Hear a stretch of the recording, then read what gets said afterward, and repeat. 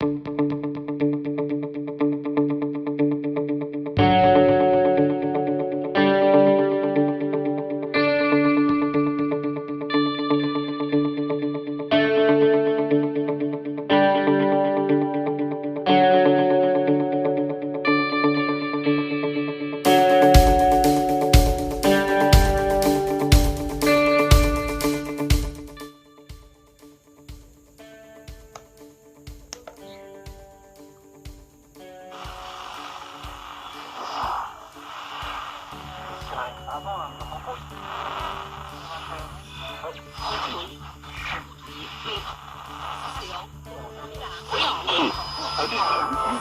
too close to call.